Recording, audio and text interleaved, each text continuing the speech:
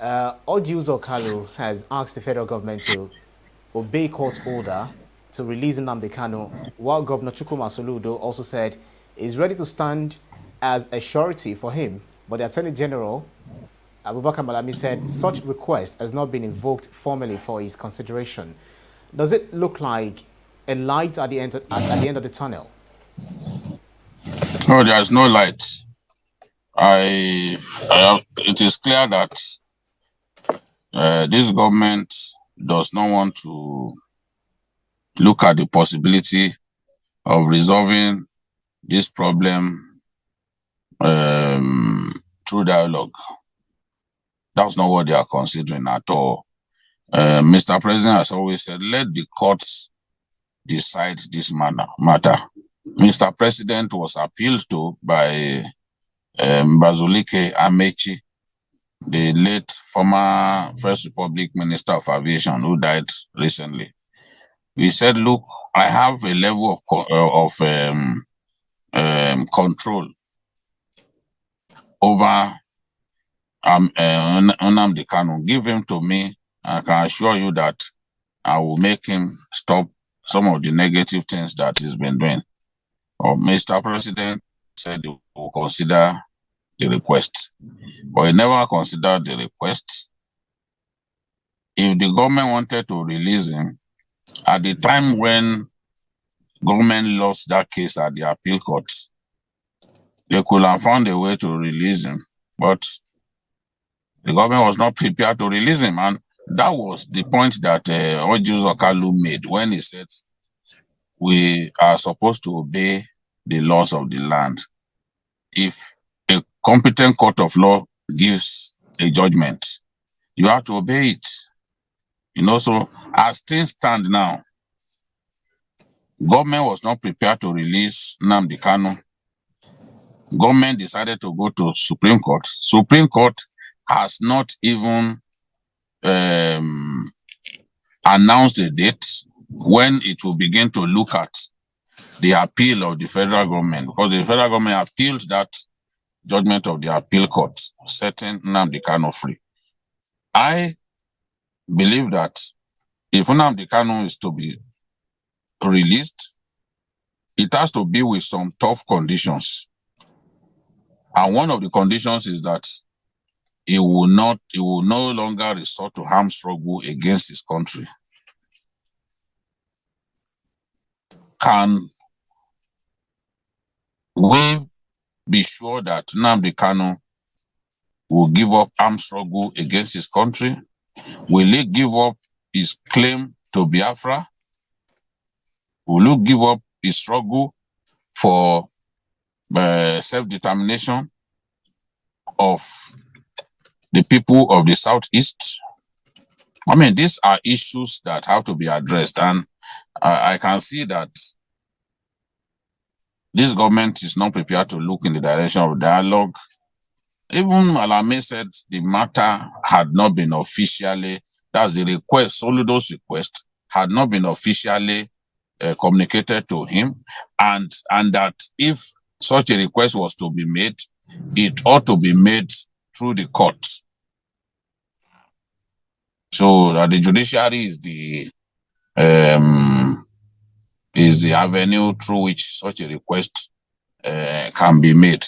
So that is like saying, look, let the court decide. Malami's message is as clear as daylight. He wants the courts to decide whether Kanu can be free or we should remain in captivity or in detention. So that is where we are on this matter.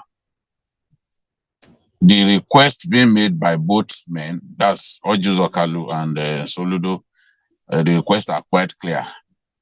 Orji believes that a court ordered his release, so go ahead, release him,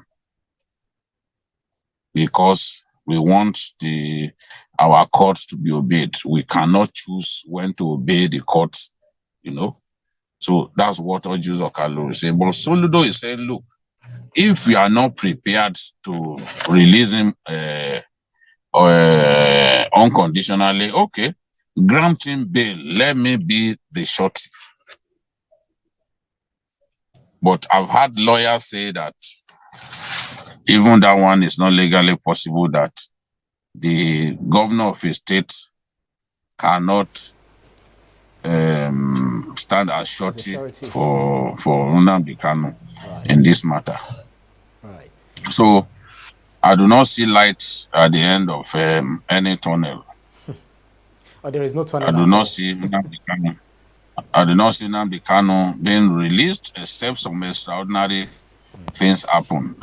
If the president wanted to release him, he would not say that the matter should be left to the courts, because when Obasanjo released Mohamed Abacha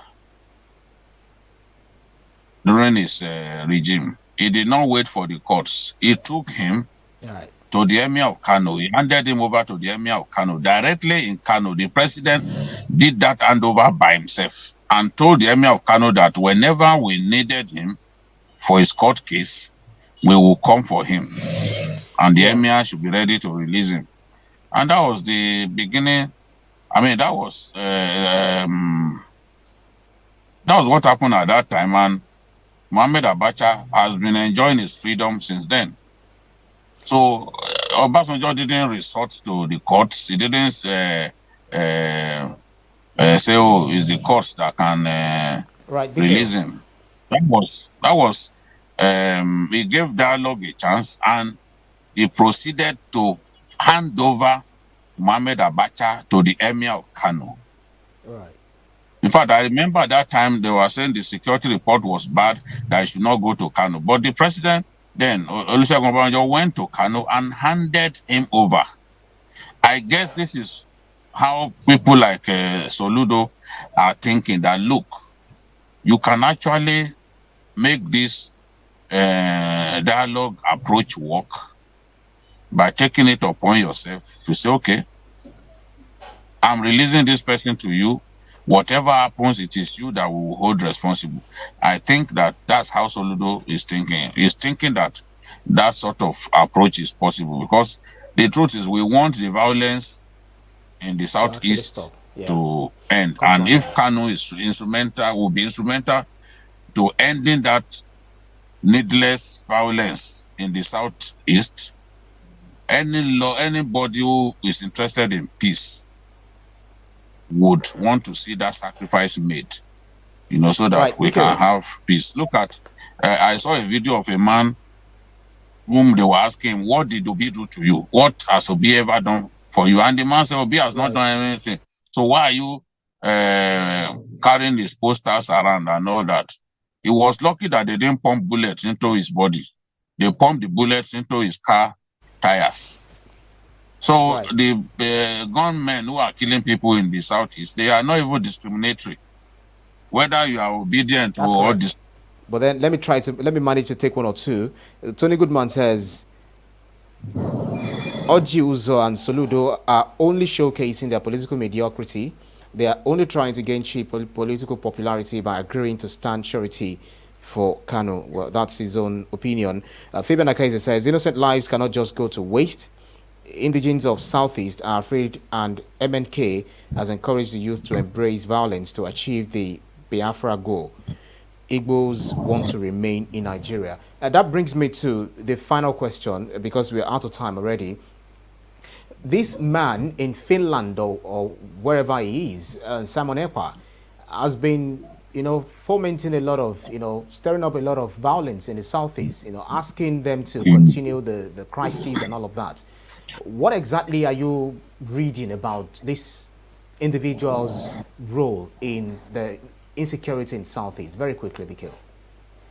No, he's not the only one. Now we have cultists, we have all kinds of undesirable elements killing people. It's no longer even, you don't even know, there's no central body that coordinates the activities of these unlawful bodies, unlawful organizations killing people. Anybody can sit in the UK or somewhere else and telling people, no, don't go out on a day like this. if you go out, you will be killed.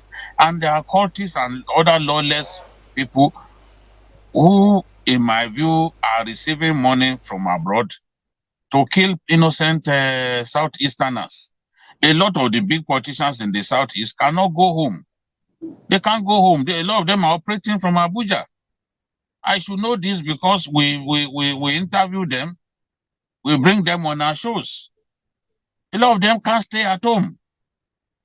So how much longer are we going to have this situation where some misguided fellow will stay outside our country and they will be ordering those who are resident in our country to be killing one another? I mean, this nonsense has to stop. It has to stop. And whatever we can do to bring an end to the killings in the Southeast, I'm saying that it is not too much to do it. The Southeast is such a beautiful place. No one should be happy that a part of Nigeria is torn apart and people's lives do not matter anymore in that part of the country. So we've got to find a way to solve this problem. We've got to find a way to solve this problem.